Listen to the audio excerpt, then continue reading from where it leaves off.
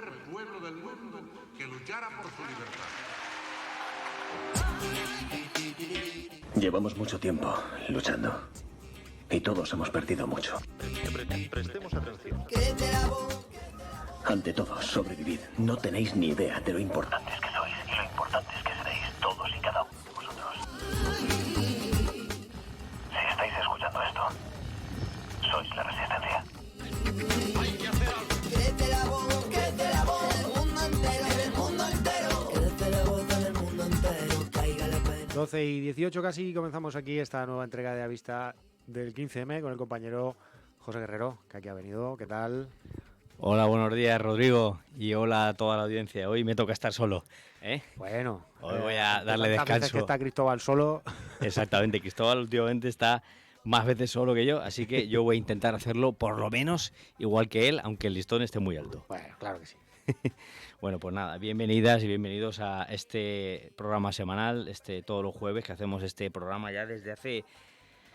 Pues la friolera, bueno, en julio creo que comenzamos el 2011, pues justo estamos en junio, el mes que viene se cumplirán 12 años aquí en Antena, nada más y nada menos. Muchos programas ya en estos 12 años.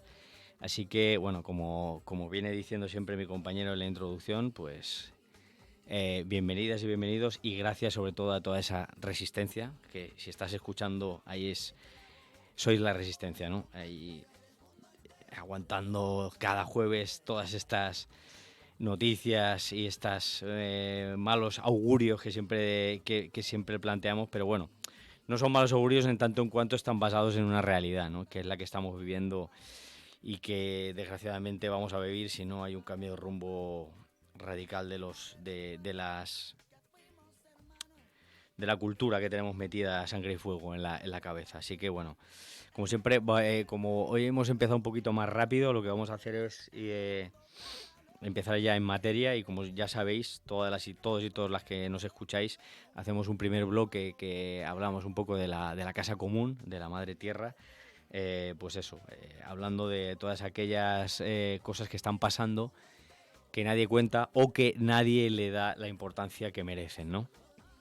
Y bueno, vamos a empezar, como siempre, con el sector de la energía, ¿no? Que es algo que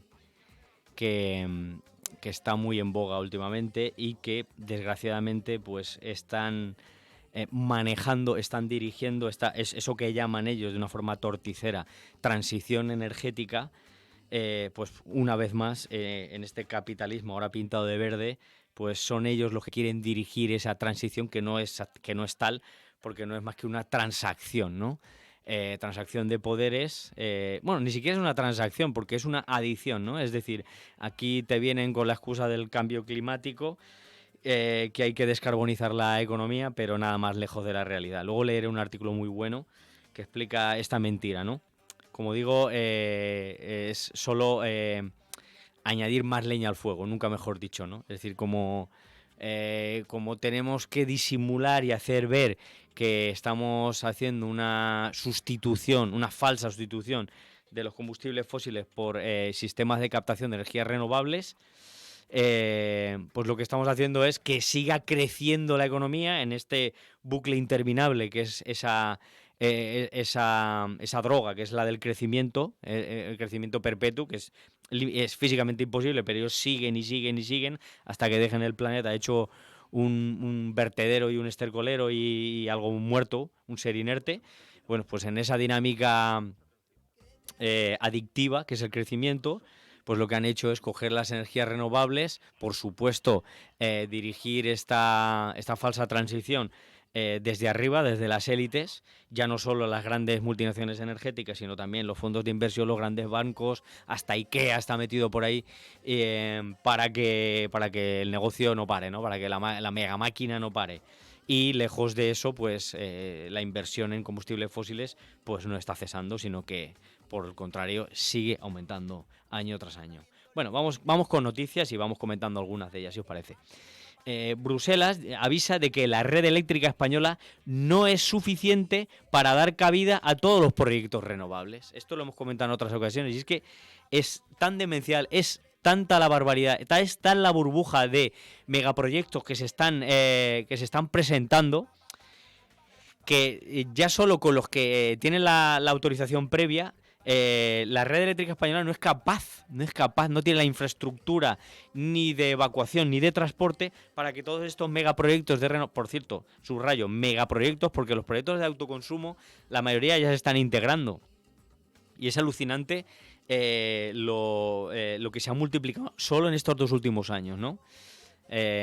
Pero bueno, esto parece que no interesa mucho a la industria, porque precisamente los proyectos de autoconsumo de renovables son los que están permitiendo que los precios de la luz, pues mal que mal, estén bajando, ¿no?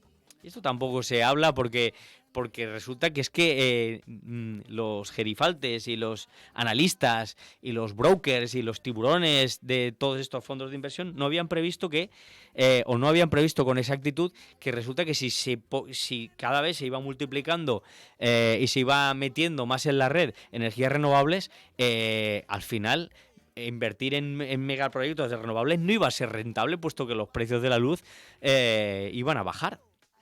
Pero bueno, la noticia lo dice todo. Dice, aquí estáis atendiendo a las administraciones un montón de megaproyectos, tanto de eólica como de fotovoltaica, pero es que la red no es capaz de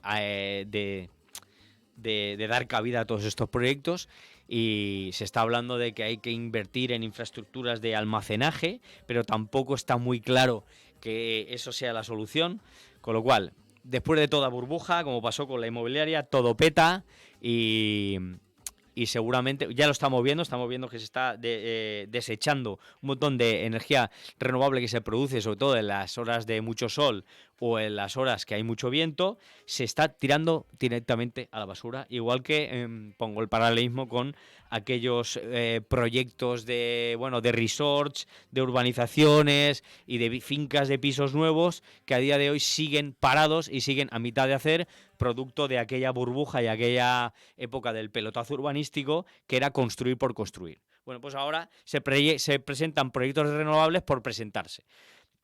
Ya mi compañero Cristóbal y yo lo hemos hablado muchas veces de que esto es, al final saben que muchos de ellos no se van a construir, pero juegan al casino con ellos vendiéndose proyectos de futuro que ni siquiera están aprobados, ni siquiera por supuesto están construidos, pero que viene muy bien para especular con todo esto y que un puñado no voy a ponerles el calificativo, pues a día de hoy se estén forrando con cosas que ni siquiera existen. Vamos, más cosas. Por ejemplo, siguiendo hablando de las renovables están en mínimos, destapan potenciales del 60%. Las firmas de energía renovable, es lo que estaba comentando antes, sufren el porqué por un cóctel de factores. Solaria y Acciona, pobrecitos, Acciona Energía son las más bajistas del IBEX. Les perjudica la subida de tipos y la caída del precio de la electricidad. Y es que, como nuestras y nuestros oyentes habrán podido deducir, el tema de las renovables no iban a soportar o no iban a querer quienes dirigen todo esto que la energía renovable provenga del sol o provenga del viento, pudiera ser una forma de que la energía fuera un derecho garantizado para todo el mundo, un derecho universal, ¿no? Ni siquiera nos van a dejar eso, porque lo que querían y lo que sí quieren y lo que siguen queriendo hacer es ganar mucho dinero con ellos. Pero claro, hay veces que se topan con que resulta que el sol nadie lo puede controlar, aunque hace unos años tuviéramos un impuesto al sol. Así que, bueno, pues el negocio sigue ahí. Más noticias de renovables. El parón de renovables por exceso de generación se multiplica por 11. Esto es lo que estaba comentando antes. En solo un año. Y dice, se necesitan más baterías.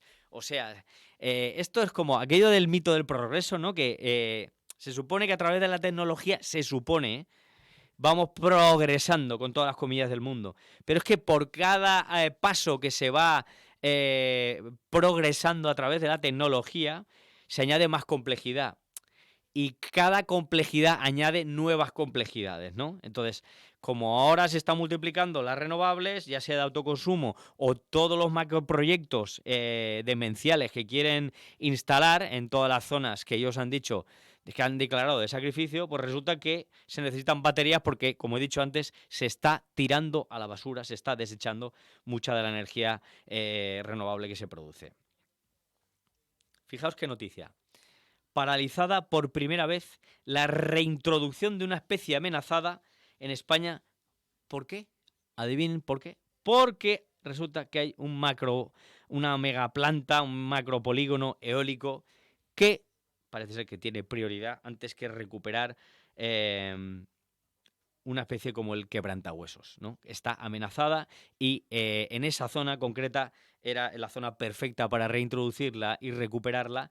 Y resulta que, bueno, pues la entidad encargada del proyecto para esta recuperación del quebrantahuesos en Aragón ha suspendido cautelarmente porque está el peligro de molinos de 120 metros de alto y 80 metros de aspas, que lo que hacen es una verdadera carnicería con las aves, sobre todo las aves rapaces.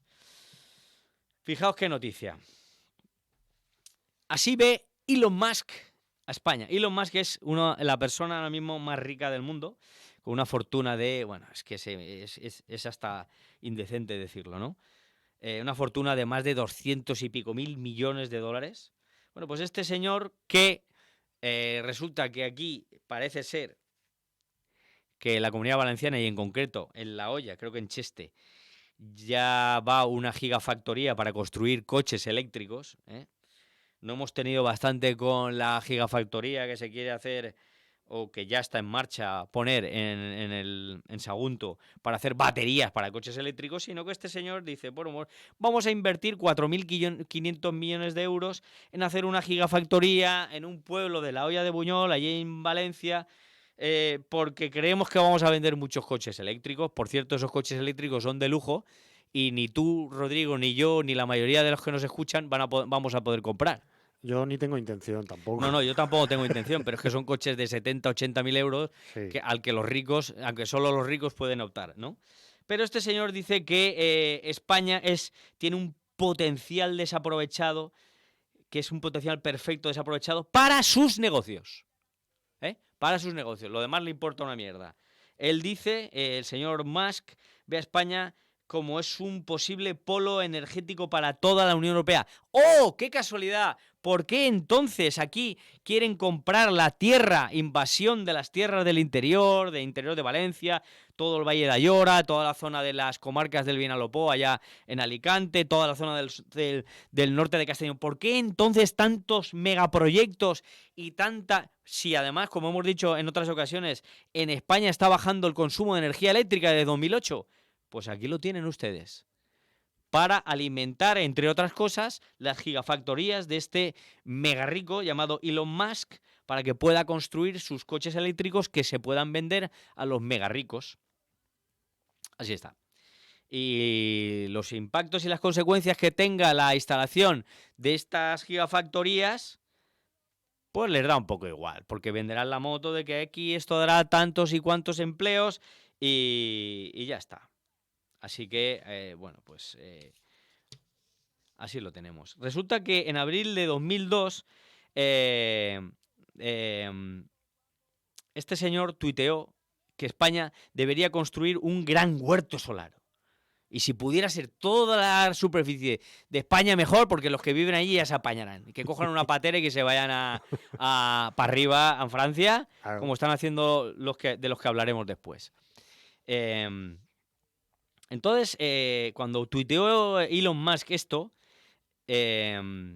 diciendo que, ojo, fijaos que lo está diciendo Elon Musk, no lo digo ni yo ni Cristóbal cuando está esto de que España, o sea, que lo que pretenden es que España sea la pila de Europa o una colonia energética de Europa o de las grandes multinacionales. Lo dice el propio Elon Musk, porque dice, España debería ser un gran huerto solar que diera energía a toda Europa, lo dice Elon Musk, ¿eh? Y entonces, ¿sabéis lo que contestó nuestro todavía presidente del gobierno, Pedro Sánchez? Respondió que promocionando los planes de España para la transición hacia un sistema energético más eficiente y sostenible e invitando al señor Elon Musk a formar parte de él. Claro que sí. Le recibimos con los brazos abiertos como bienvenido Mr. Marshall en la película de Berlanga. Con los brazos abiertos y los pantalones bajados. Hombre, eso por supuesto, los pantalones bajados los tienen hace mucho tiempo. De hecho, si pierde las elecciones Pedro Sánchez, ya le tienen guardado su refugio de Su oro puestecico. como secretario general de la OTAN, que ya se está hablando que lo colocarán ahí, ¿no? Entonces, bueno, pues ahí queda todo. En esta noticia también se mencionaba al que fue al que fue ministro de Ciencia, Pedro Duque. ¿Os acordáis del astronauta Pedro Duque? Mm. Bueno, pues este Pedro Duque también respondió al tuit de Elon Musk retándole a hacer realidad su idea. Fíjate, o sea, aquí tenemos nuestros gobernantes que venga, atrévete a venir a España y forrar todos los territorios de España de paneles fotovoltaicos, de megaturbinas eólicas, que aquí no viva nadie, que se vaya todo a tomar por culo, pero tú ven aquí a hacer negocios que te recibiremos con los brazos abiertos. Y decía en el tuit Pedro Duque, el socialista Pedro Duque: bienvenidas sean las inversiones en España para potenciar nuestra ya gran producción de renovables. Todo nuestro marco legal está preparado para ello. Yo me estoy acordando ahora precisamente de ese marco legal infame que se ha estado aprobando tanto en autonomías como a nivel estatal, metiéndolos ahí en un refrito de medidas anticrisis para que los partidos de la denominada izquierda tuvieran más difícil abstenerse en esos megadecretos que le llaman ahora. Es que le llaman megadecretos porque incluyen tantas cosas tan dispares que además está hecho de forma tan perversa para que al final se acabe colando por la puerta de atrás lo que ellos quieren que se cuele, entre otras cosas, estas legislaciones que lo que hacen es suavizar todas las medidas ambientales para que pues aquí vengan y hagan lo que les dé la gana con todo el territorio español que queda por destrozar, ¿no? En fin, bueno, fijaos qué noticia. Sí, seguimos hablando de macro renovables. Ignis, un fondo de inversión, contrata a Lazard, otro fondo de inversión, para vender 5 parques fotovoltaicos de 380 megavatios que al loro, como he dicho antes, todavía ni tienen los permisos ni por supuesto se han empezado a construir. Pero esto es como el Monopoly, pero de verdad. ¿De acuerdo? Es el casino, yo te pago, yo te compro y luego, pues bueno, cuando esté la destroza hecha, y si no está hecha, pues me he ganado unas pelillas ahí, un buen puñado de dólares o de euros, especulando, puro y duro, ¿no? Entonces, desarrollando la noticia, es que Ignis Energía está buscando comprador para una cartera compuesta por 5 parques solares en desarrollo. En desarrollo quiere decir que es que ni siquiera tienen la autorización, pero ellos dicen que están en desarrollo, que sumarán una capacidad de 380 megavatios. Pues bueno, y así es lo que se está... Así es esta transición energética verde, revolucionaria que nos están vendiendo desde el poder político, a través de sus voceros. Luego veremos un artículo, a ver si lo encuentro. Es una portada de Levante, al loro, un periódico, un periódico de supuestamente de información general. Periódico El Levante, El Levante, el Mercantil Valenciano, que ya no sé si es un periódico o es, no sé, es una propaganda de estas que te ponen en los buzones. Dice: paneles solares, ¿cuánto cuestan? ¿Cuánto duran? ¿Qué subvenciones hay? Despejamos todas las dudas. Esto es el titular del Levante. Y dice: el autoabastecimiento de energía solar supone importantes ventajas para el bolsillo y para el medio ambiente. Sin embargo, todavía quedan muchas dudas sobre la rentabilidad de los paneles fotovoltaicos en las viviendas unifamiliares. Primero te lo venden y luego te dicen que el autoconsumo bien, pero que hay muchas dudas de la rentabilidad, eso sí, en las viviendas, porque no te hablan de que de que no hay dudas en la rentabilidad en los macroparques o macroplantas. En fin, más cosas. Esto tampoco le va a interesar a nadie, pero bueno, como yo creo que es importante porque en este país no estamos ni solas ni solos, pues me parece lo suficientemente grave e importante como para mencionarlo. La elevada mortandad de aves abre el debate sobre el daño ambiental de las megaplantas eólicas. El despliegue de aerogeneradores provoca año tras año la muerte de miles de ejemplares de especies fundamentales para el equilibrio, nada más y nada menos, de los ecosistemas rurales y de montaña, cuya desaparición entraña también riesgos directos para la sostenibilidad de algunas actividades humanas. Ojo a lo que estoy diciendo, pero parece que esto no importa, parece que el negocio es lo primero. Y como he dicho al principio, si la transición fuera realmente una transición y se estuvieran viendo movimientos de sustituir, a medida que se van implantando energías renovables, se van quitando emisiones de efectos de gases ya lo diré, de gases de efecto invernadero, perdón, pues bueno, aún podrías decir, bueno, pues pero es que no está pasando eso, se están añadiendo al mix energético. Sigo con la noticia porque dice que un estudio difundido hace unos días por la Sociedad Española de Ornitología, SeoBirdLife, cifra en 57.026 el número de aves fallecidas como consecuencia de colisiones, ya fuera con aerogeneradores o con líneas eléctricas, a las que se suman otras 14.007 muertas por electrocución entre 2000 y 2018. Pese a lo heterogéneo de la información facilitada por las comunidades, los investigadores han logrado confirmar un máximo de más de 36.000 colisiones mortales de aves y de murciélagos con aerogeneradores. Ya lo he dicho antes, el equilibrio ecosistémico depende de toda la fauna animal. Si nos estamos cargando una parte importante, no digamos ya los murciélagos, que son aves polinizadoras, que junto con las abejas, mira, vamos a leer algo de abejas también. Fíjate, los campos electromagnéticos de las torres de alta tensión, y cada vez se van o pretenden construir y montar más torres de alta tensión, los campos electromagnéticos de estas torres estresan a las abejas. Los insectos polinizan peor en las zonas cercanas a estos postes eléctricos, según una nueva investigación que combina experimentos en entornos naturales y pruebas de laboratorio. En fin.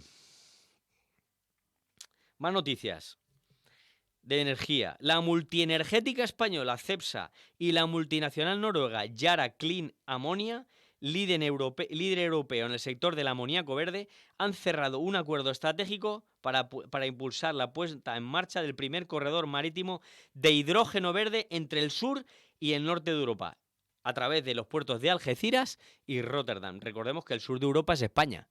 Y recordemos también que toda la caterva de macroproyectos que ya tienen autorización previa y los que desgraciadamente se les darán y los que están y los que siguen llegando, una de las claves y una de las razones por las que se quiere implantar toda esta barbaridad, esta desproporcionalidad de macroproyectos de renovables en España es precisamente para el nuevo bluff, el nuevo timo, que es el hidrógeno verde. Y ahora también el amoníaco verde, porque a todo, y queda todo muy bonito ponerle el adjetivo verde hoy en día, Como se están apropiando de todo, se apropiaron en su día de la palabra democracia, se apropiaron en su día también, se han apropiado de la palabra libertad, se apropian de todo y ahora también se apropian del adjetivo verde, y a todo le ponen verde. Ahora le llaman verde al amoníaco, le llamarán verde al hidrógeno, aunque sea un vector energético que de entrada ni es eficiente, ni se puede almacenar bien y tiene unas pérdidas de energía brutales en el proceso de electrólisis para crear el hidrógeno verde. Pero esto les da igual porque, bueno, como es un nicho de negocio más, pues sigamos con el business, ¿no? Bueno, fijaos, vamos ya con noticias también que tienen que ver con el clima y acabó la sección de medio ambiente. Bueno, no mientas, antes voy a leer el artículo este que os dije, que es muy bueno y se llama de la siguiente forma. Y con esto casi que me quedo cierro la sección de medio ambiente porque es un artículo que no es corto, pero tampoco es largo. No es corto, quiero decir, sí, tampoco es largo, pero no es muy corto.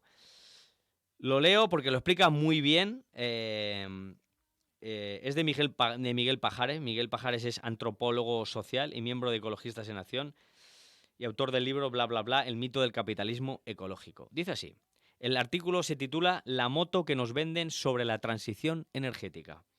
Mucho mejor explicado que lo que yo he estado diciendo antes. O sea que casi que me podía haber ahorrado los 20 minutos que llevo aquí hablando.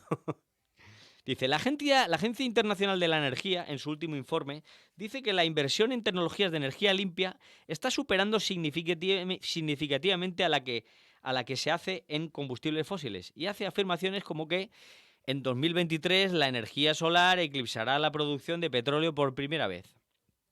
Concretamente, prevé que en el 2023 se invertirán alrededor de 2,8 billones de dólares a nivel mundial en energía y que de ellos más de 1,7 billones, con B, se destinen a tecnologías limpias.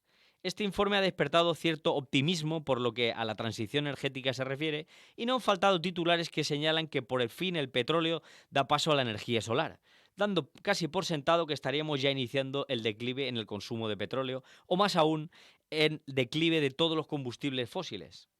De entrada, conviene señalar que cuando la Agencia Internacional de Energía habla de 1,7 billones de inversión en tecnologías limpias, incluye no solo las energías renovables, sino también los vehículos eléctricos, la energía nuclear, las redes de suministro, el almacenamiento, los combustibles de bajas emisiones, las mejoras de eficiencia y las bombas de calor. Cuando buscamos en el informe la inversión en renovables del 2022, resulta que fue de 600.000 millones de dólares, mientras que la inversión en combustibles fósiles fue, atentos, de 930.000 millones de dólares. Se sigue invirtiendo más en combustibles fósiles que en renovables, pero ellos te dicen lo contrario. Y lo cierto es que en los últimos años, desde la pandemia, el incremento de la inversión en combustibles fósiles ha sido sostenido. Y la Agencia Internacional de Energía prevé que en el 2023 siga creciendo. Que venga. En concreto, prevé que la inversión en petróleo y gas crecerá un 7% en este año. Así que todos, esto ya es mío, así que todos los apóstoles y los profetas de que hacen falta instalar muchísimos megaparques de renovables porque hay que hacer la transición energética y hay que salvar el mundo del cambio climático, son unos charlatanes. Así, charlatanes, cuando no sinvergüenzas. Sigo. Por transición energética deberíamos entender el hecho de que el crecimiento de las energías renovables conlleve decrecimiento en el consumo de combustibles fósiles, algo que justamente no está ocurriendo. Más bien, lo que sucede es que por mucho que crecen las energías renovables, también crecen los combustibles fósiles. ¿Y por qué ocurre tal cosa? Para entender esta paradoja debemos tener en cuenta el punto del que partimos. Según el último informe de BP, de la petrolera BP, el de 2022, del conjunto de la energía primaria que gastamos en el mundo, que son 595,15 exajulios, solo el 6,7% es energía renovable. Y eso incluye la biomasa y otras fuentes que la Agencia Internacional de Energía considera renovables, que si las excluimos resulta que las renovables solar y eólica solo son, atentos, el 1,7% del total. Los combustibles fósiles representan todavía el 81,4% de la energía primaria que consumimos. Esto es mío, que viene ahora. Así es imposible luchar contra el cambio climático. Imposible. Pero claro, los que siguen promocionando los megaparques solares y eólicos dicen que hay que hacer más porque hace falta.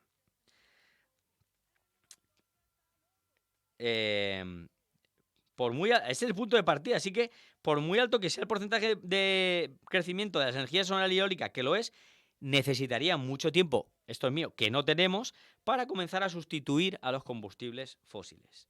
Pero la paradoja se explica por algo más, y es el hecho de que el crecimiento económico, elemento central en el funcionamiento del sistema capitalista, demanda incremento del gasto energético. Y eso es algo que no hemos logrado corregir, pese a que haya muchos tecnooptimistas que afirmen que la eficiencia energética nos llevará a crecer económicamente sin incrementar el gasto de energía. O sea, un disparate. Lo cierto es que se está cumpliendo la paradoja de Gibbons, que dice que una mejora de la eficiencia energética genera también una mayor actividad y no supone ningún ahorro de energía. Los datos lo demuestran con contundencia. Desde 1990 la eficiencia energética ha crecido notablemente, pero el gasto energético no solo no ha disminuido, sino que ha aumentado un 75%. Este incremento continuado de la demanda de energía es lo que hace que no estemos prescindiendo de los combustibles fósiles, o sea, que siga la fiesta. Las energías renovables crecen mucho, pero como crece más la demanda energética, también crece el consumo de combustibles fósiles. En las 2 primeras décadas del siglo XXI las renovables crecieron espectacularmente, más o menos un 400% en cada década. Si tal crecimiento lo traducimos en petróleo, las renovables pasaron de casi 60 millones de toneladas equivalentes en el 2000 a casi 800 millones en el 2020. Pero ese aumento de 740 millones no impidió que también aumentara mucho el consumo de combustibles fósiles, ya que la energía total consumida creció en más de 4.800 millones de toneladas equivalentes. Es lo que tiene el mantra de el crecimiento perpetuo, que, pues obviamente, aumenta también con él la demanda energética. Y todo indica que eso es lo que va a seguir pasando. Un informe del gobierno de Estados Unidos emitido en 2021 señaló que entre 2020 y 2050 la energía consumida por cada dólar de aumento del PIB mundial iría disminuyendo gracias a la eficiencia energética. Pero aún así, el crecimiento del PIB seguiría impulsando el incremento del consumo energético. Su vaticinio fue que el crecimiento económico se comerá todas las mejoras en energías renovables y eficiencia energética sin que pueda disminuir el consumo de combustibles fósiles. O sea, estamos apañados. La regla de 3 que nos dibujó es bastante simple. Más crecimiento económico lleva a más gasto de energía y más gasto de energético lleva a mantener el consumo de combustibles fósiles aun cuando crezcan las energías renovables y la eficiencia energética. Si esto es así, debemos concluir que no estamos haciendo ningún tipo de transición energética. Hacerla significa reducir el consumo de combustibles fósiles para que puedan disminuir las emisiones de gases de efecto invernadero. El citado informe del gobierno de Estados Unidos vaticina que el crecimiento del PIB seguiría impulsando el crecimiento del CO2 emitido, y les da igual. Así que cuando se nos anuncia que el desarrollo de las energías fotovoltaica y eólica está acelerando la transición energética, se nos está vendiendo una moto. ¿Podría, pese a todo, haber un desarrollo tan grande de las renovables que nos llevara a esa reducción drástica del consumo de combustibles fósiles que necesitamos para combatir el calentamiento global? Si queremos hacerlo manteniendo el crecimiento económico, tendría que ser un desarrollo de las renovables muy, pero que muy grande. Y eso tropieza con los límites de la minería. No hay que olvidar que esas energías dependen de unos metales que son escasos. Como tampoco hay que olvidar que la minería es tremendamente dañina para el medio ambiente y que además requiere mucha agua, que cada vez es más escasa, especialmente en los países del sur, que es donde la minería se ha desarrollado.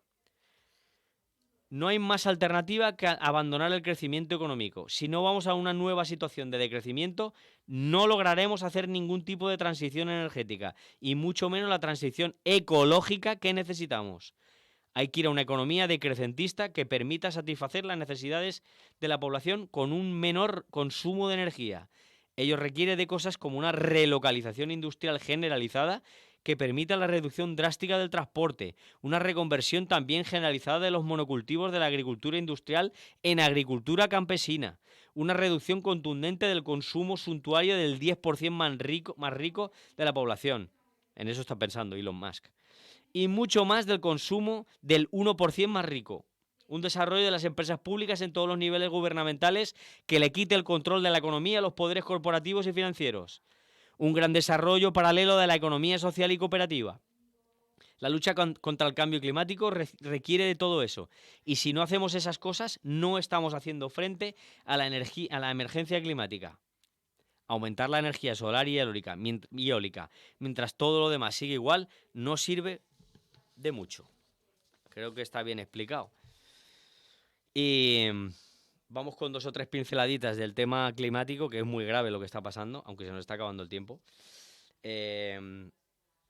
Copernicus, el Observatorio Mundial, Copernicus, apunta a un nuevo récord mundial de calor durante este mes, el mes de junio. El planeta acaba de pasar los 11 primeros días de junio más cálidos registrados jamás. Y se ha superado también el límite de 1,5 grados sobre la temperatura preindustrial. Esto lo dijimos ya en el último programa, pero se está manteniendo esa temperatura media mundial de más de 1,5. Hace solo, no sé, un año y medio, 2 años, Cristóbal y yo comentábamos ese umbral que no había que rebasar.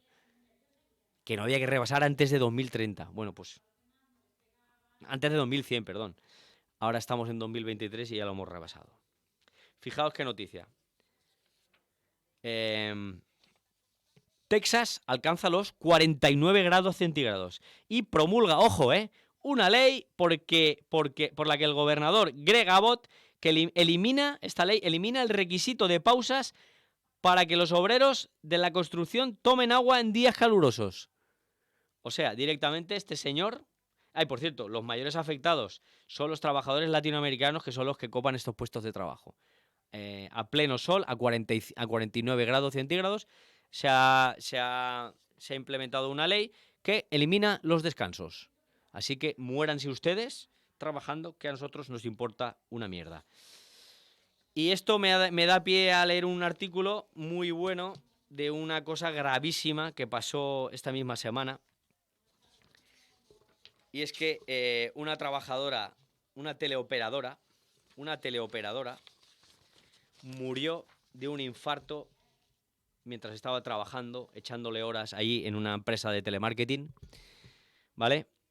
Y fijaos, lo cuenta perfectamente en el artículo. Alguien supo que, no sé si habrá oído esta noticia, porque parece ser que estas cosas pues no tienen importancia cuando lo que son es gravísimas, ¿no? Dice así. El artículo se llama Trabajar después de muerta, de David Torres.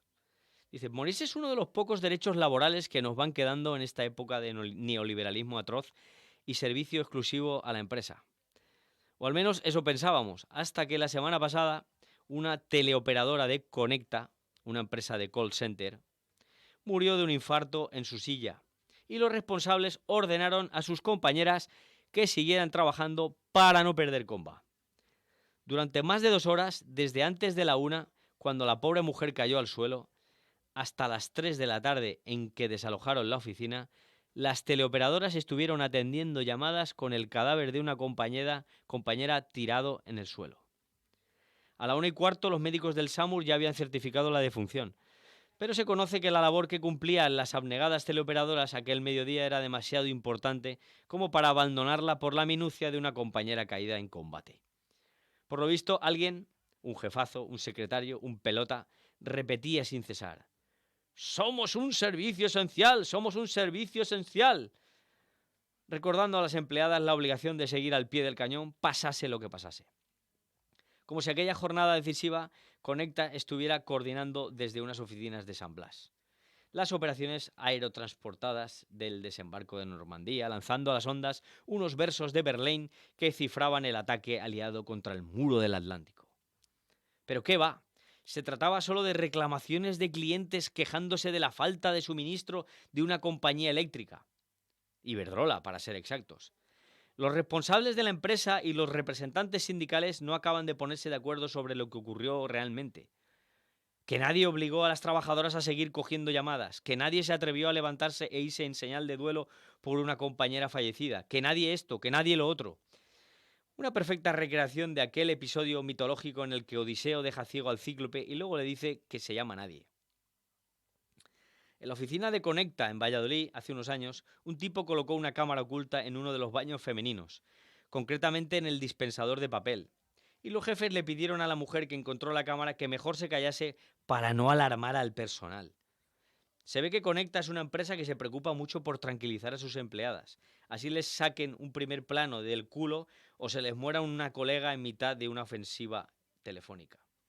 Se entiende que con estos métodos paramilitares, con horarios que hay que cumplir a rajatabla, aunque la compañera de al lado reviente, Conecta haya obtenido más de 300 millones de euros de beneficios en el último año. Siempre me he preguntado para qué están los inspectores de trabajo y si existen realmente o son una invención, pura literatura fantástica, como el ratoncito Pérez, el republicanismo del PSOE o el coño de la Bernarda.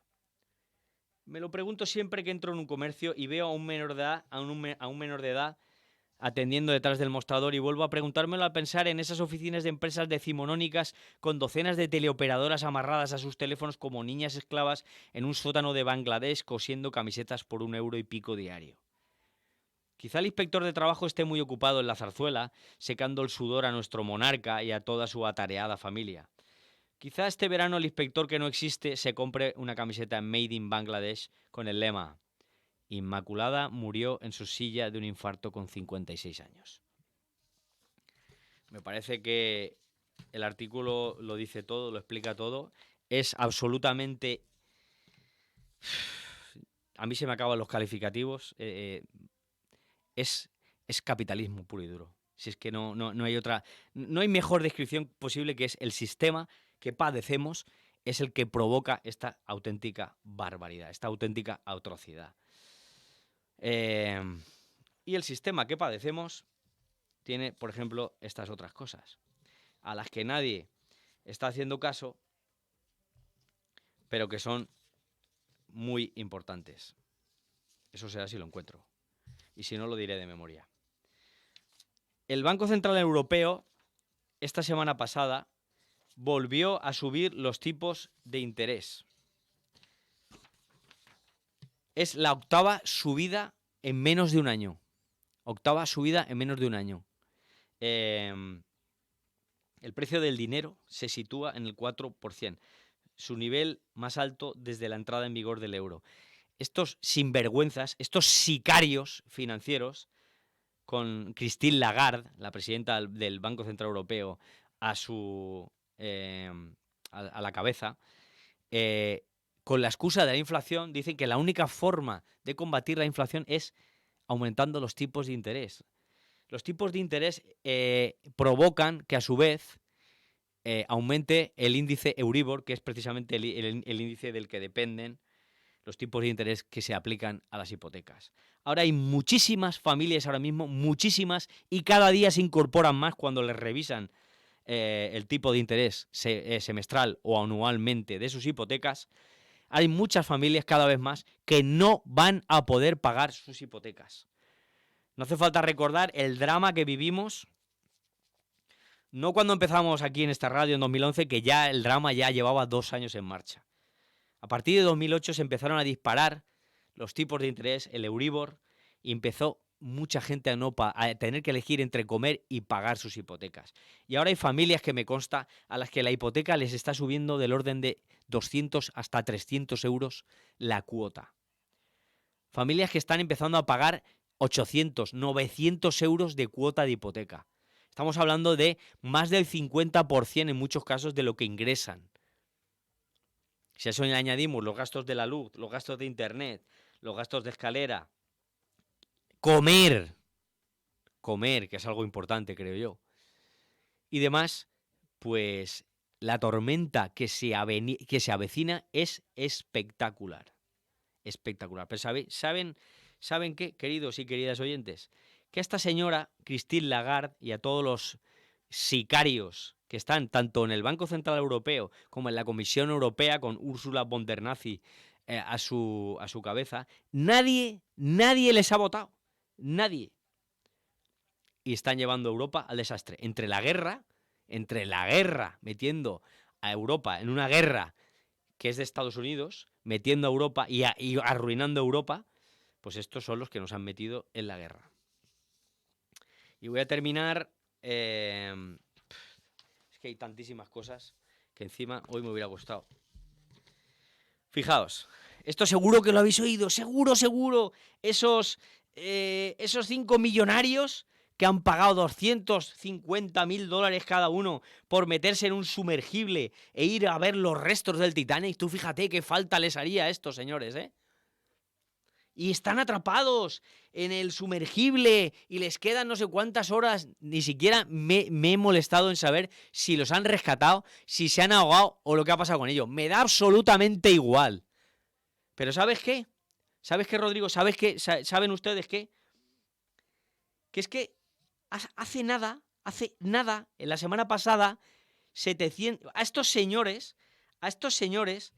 les han mandado 4 buques, 10 helicópteros de Estados Unidos, un robot submarino francés y 2 aviones de Canadá para buscar a estos 5 millonarios. Pero es que la semana pasada 700 migrantes que venían de África a la deriva en un pesquero en el Mar Jónico, la Armada griega, Frontex, esa empresa criminal que ha contratado la Unión Europea para controlar las fronteras, esperaron 7 horas para ir a rescatarles. De momento se han encontrado 81 cadáveres, pero hay más de 500 personas que están desaparecidas y que no van a aparecer porque están en el fondo del mar. Nadie se preocupó de ir a rescatarlos. Y sin embargo, a por 5 millonarios se ha movilizado medio mundo. Lo que demuestra una vez más que al final no es una cuestión de razas, sino de clase. Exactamente. El racismo está, porque estar está, pero es Sí. una cuestión de masaporofobia, es Sí. una cuestión de clasismo puro y duro, de que los pobres aquí no tienen sitio y que si tienes pasta aquí te ponemos la alfombra, Claro que la sí. alfombra roja. Es que esta semana, es que ayer, otra nueva masacre en el Atlántico. Esta vez no era en el Mediterráneo, en el Atlántico. 39 personas muertas, entre ellas 4 mujeres y un bebé. Inmigrantes. La lancha neumática llevaba más de 12 horas suplicando un rescate en aguas de responsabilidad españolas. Sí, españolas. Y ahí no va ni Cristo. Ahí no va ni Cristo. Es, de verdad, es ultrajante, es indignante. Yo ya no sé, ya no sé qué más tenemos que decir aquí para que encima de todo cale el mensaje de que los españoles primero y que aquí no venga nadie que no tenga papeles. No sé cómo vamos de tiempo. Pues a ver, tenemos que ir terminando, más que nada, aunque las compañeras no están, vamos a poner una reposición, pero es que nosotros tenemos que irnos a hacer unas gestiones. Perfecto. Voy a terminar con una poesía y con un tuit de Gustavo Duc, que siempre conviene recordar. La poesía dice así, se llama Implorar. Dice: a vosotras, piedras, rocas, guijarros, madres primeras del agua, os rogamos que convoquéis a los árboles. A vosotros, los árboles, os rogamos que os vistáis de verde para seducir a las nubes. A vosotras, nubes, os rogamos que os desvistáis a cántaros para llenar los ríos y sus cauces donde el agua pueda gozar. Necesitamos agua, pero claro, la necesitamos en primavera. Ahora está viniendo unas trombas de agua en pleno verano que no sé si nos están viniendo bien o mal. Y termino con el tuit de Gustavo Duc también. En el huerto, la traición nunca germina. Nos vemos el jueves que viene. Gracias, compañero. Buena semanita. Igualmente. El destino y se separan las manos, donde nadie recuerda que fuimos hermanos. Por eso yo canto hoy, mi mal espanto y